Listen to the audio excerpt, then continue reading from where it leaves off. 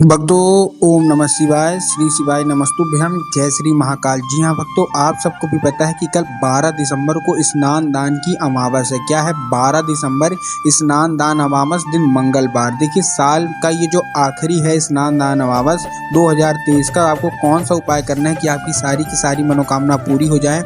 आपने बहुत ज़्यादा प्रयास कर लिया लेकिन आपकी जो मनोकामना है वो पूरी हो ही नहीं रही है। बहुत ज़्यादा आपने उपाय भी कर लिए, आपकी जो मनोकामना है पूरी हो ही नहीं रही। तो देखिए सबसे पहले आपको क्या ध्यान रखना है कि जो स्नान दान अमावस है ये पितृ को, जो पितृ होते हैं उनकी भी अमावस है। तो आपको पितरों को कैसे खुश कर सकते हैं कि पितरों की जो आपकी मनोकामना है, जो पितरों की कृपा हो जाए, उनका आशीर्वाद मिल जाए। आज का ये वीडियो आपके लिए ही है। उपाय पूरा सुनिएगा, 3 से 4 उपाय मैं आपको बताने वाला हूँ। अगर आपने पूरे उपाय अच्छे से कर लिए, अच्छे से सुन लिए तो 100% आपकी मनोकामना पूरी करेंगे बाबा भोलेनाथ। कैसे क्या करना है उपाय मैं आपको पूरा बताऊंगा, अच्छे से करिएगा। पूज्य गुरुदेव की ही कथा सुन के और बहुत अच्छे समझ के आपको बताने का प्रयास कर रहा हूं। और जो एक उपाय है जहां आपको शिवलिंग पे स्पर्श करना है, वो अभी उनकी लेटेस्ट कथा जो भिंड मध्य प्रदेश में हुई थी 28 नवंबर से लेकर 2 दिसंबर तक, वहां से उपाय निकल के आया है। कैसे क्या करना है चलिए हम बताते हैं। लेकिन उससे पहले चैनल पे पहली बार आए हैं और आवाज़ मेरी पहली बार सुन रहे हैं तो वीडियो को लाइक करके चैनल को कर लें सब्सक्राइब, ताकि पूजनीय पंडित प्रदीप जी मिश्रा के रोज नए नए उपाय जो कि मैं उनकी कथा से सुनता हूँ, श्रवण करता हूँ, सबसे पहले आपको प्राप्त करा सकूँ। तो देखिए सबसे पहले आपको क्या करना है, आपको लेना है एक दिया। जो पहला उपाय है वो हमारा दिया का उपाय है। उसके बाद मैं आपको स्पर्श का उपाय बताऊंगा और उसके बाद एक तुलसी का भी उपाय है। तुलसी की जो पत्ती होती है, उनकी जो डंडी होती है, वहां से भी उपाय है। तो तीनों उपाय आप ध्यान से सुनिएगा। देखिए आपको जो पहला उपाय करना है वो आपको एक दिया से करना है। देखिए आपको पितरों की जब तक आपके घर में कृपा होगी नहीं तो आपका जो घर है वो अच्छा होगा नहीं। तो पितरों को कैसे खुश किया जा सके, क्योंकि श्राद्ध पक्ष की अमावस भी है और स्नान दान अमावस भी है। तो आपको क्या करना है, शाम के समय मतलब प्रदोष काल जो होता है, मतलब शाम ढल रही हो, रात आने वाली हो, तो प्रदोष काल में आपको क्या करना है। देखिए उसका सबसे पहले उपाय हम जान लेते हैं। आपको एक दिया घी का शाम के समय प्रदोष काल में कोई भी जलाशय में, जलाशय मतलब कोई भी नदी हो, कुआं हो, तालाब हो, अपनों पितरों को याद करके, जो भी आपके पितृ होंगे तो अपने पितरों को याद करके आपको एक दिया अर्पित करना है उस जलाशय में और जो भी मनोकामना है मांग लेनी है। पूज्य गुरुदेव कहते हैं कि जो कोई भी व्यक्ति करता है ये उपाय, उनके जो पितृ होते हैं उनकी कृपा उसके ऊपर हो जाती है और हमेशा वो खुश रहता है।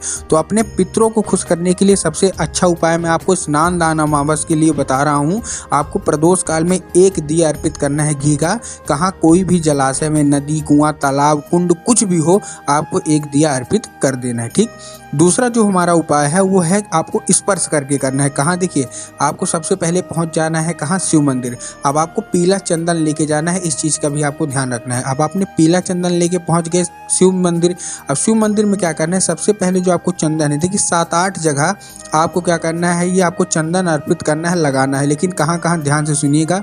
सबसे पहले आपको चंदन पीला लगाना है शिव जी में, मतलब शिवलिंग पे आपको लगाना है। उसके बाद भगवान गणेश की जो जगह होती है वहाँ, उसके बाद जो भगवान कार्तिकेय की जगह होती है वहाँ। अब देखिए जिनको जगह के बारे में नॉलेज नहीं है, जिनको जगह का नहीं पता, तो मैं उनको बताना चाहूँगा। देखिए जो शिवलिंग है और जलाधारी है, तो जैसे ही शिवलिंग से जल नीचे जलाधारी के लिए गिरता है तो सबसे पहले जैसे ही जो जलाधारी है वहाँ स्टार्ट होती है, तो राइट साइड में माता अशोक सुंदरी की जगह होती है, लेफ्ट साइड में भगवान गणेश की होती है और उन्हीं के बगल में कार्तिकेय जी की होती है। तो आपको करना क्या है, सबसे पहले पीला चंदन लेके घर से जाइएगा। सबसे पहले आपको शिवलिंग पे अर्पित करना है। शिवलिंग पे अर्पित करने के बाद भगवान गणेश को अर्पित करिए। भगवान गणेश को अर्पित करने के बाद भगवान जो कार्तिकेय जी की जगह होती है उन्हीं के बगल में उनको अर्पित करिए। उसके बाद आपको क्या करना है, माता अशोक सुंदरी पे अर्पित करना है। ठीक है ना, माता अशोक सुंदरी राइट साइड में होती है, माता अशोक सुंदरी पे अर्पित करिए। उसके बाद जो माता पार्वती और शिव जी का हस्त कमल होता है, जहाँ से शिवलिंग स्टार्ट होता है, आपको वहाँ अर्पित करना है। उसके बाद जो जलाधारी होती है आपको वहाँ अर्पित करना है। जलाधारी के बाद जो भगवान शिव का त्रिशूल होता है मंदिर में, आपको वहाँ अर्पित करना है। और लास्ट में जो भगवान नंदी होते हैं, नंदी महाराज, उनकी सींग में जो 2 सींग होती है ना, वहाँ उनके पैर में या पीठ में नहीं करना। बहुत सारे लोग क्या करते हैं, आधा उपाय सुन के जाते हैं तो यही गलती करते हैं कि उनके कहीं भी अर्पित कर देंगे। नहीं, आपको उनकी जो सींग है वहाँ आपको क्या करना है, वहाँ आपको ये जो चंदन है लगाना है। अब एक काम करिएगा, जैसे आप चंदन लगाए उसके बाद आपको नंदी के कान में अपनी जो भी मनोकामना है वो बोल देनी है, ठीक ना। इस चीज़ का आपको ध्यान रखना है। नंदी की कान में जो भी आपकी मनोकामना है बोल देनी है। पूज्य गुरुदेव कहते हैं कि ऐसा करने से जो भी व्यक्ति की मनोकामना पूरी हो नहीं रही है, नंदी महाराज के द्वारा सबसे पहले उसकी मनोकामना कहाँ पहुँच जाती है, भगवान शिव के पास। तो ये उपाय आपको अवश्य रूप से कर लेना है। मैं फिर से बता रहा हूँ, दोहरा रहा हूँ, ध्यान से समझिएगा।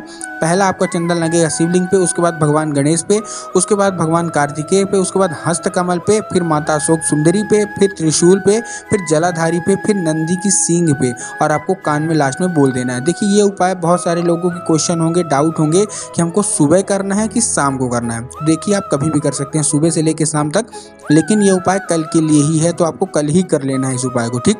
तो ये था हमारा दूसरा उपाय। जो तीसरा उपाय है वो आपको तुलसी की डंडी से करना है। अब तुलसी की डंडी से आप कैसे करेंगे, ध्यान से समझिएगा। आपको लेना है तुलसी का डंडी, मतलब पत्ता नहीं लेना है, इस चीज़ का आपको ध्यान रखना है।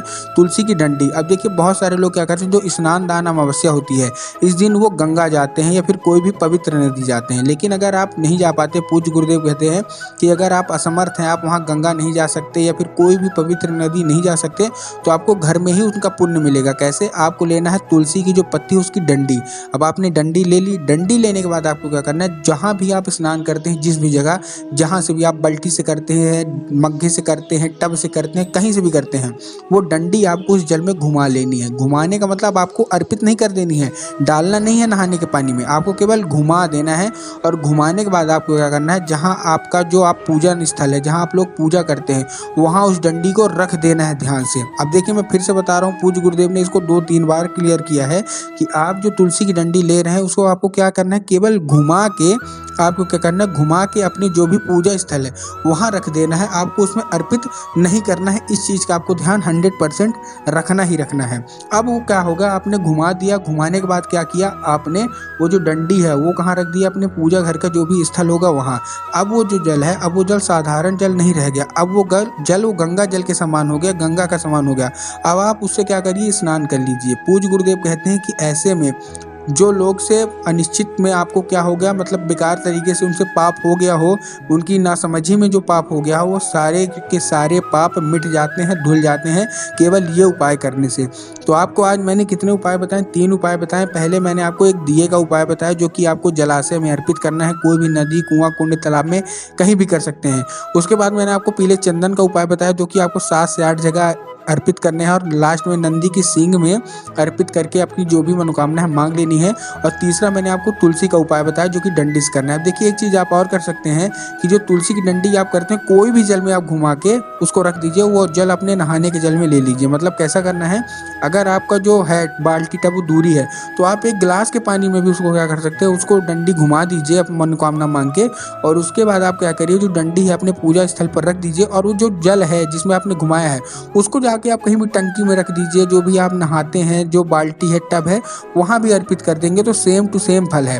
तो उम्मीद करता हूँ आज का उपाय आपको समझ में आया होगा। ऐसे ही और नए नए उपाय के लिए हमारे चैनल पर बने रहें। वीडियो अच्छी लगी तो वीडियो को लाइक करके चैनल को कर ले सब्सक्राइब, ताकि पूज्य पंडित प्रदीप जी मिश्रा की जितनी भी आगामी कथा होती हैं, सबसे पहले आपको जितने भी नए नए उपाय निकल के आते हैं, सबसे पहले आपको हमारे चैनल से प्राप्त हो सके। तो कमेंट बॉक्स में हर हर महादेव अवश्य रूप से लिख दें।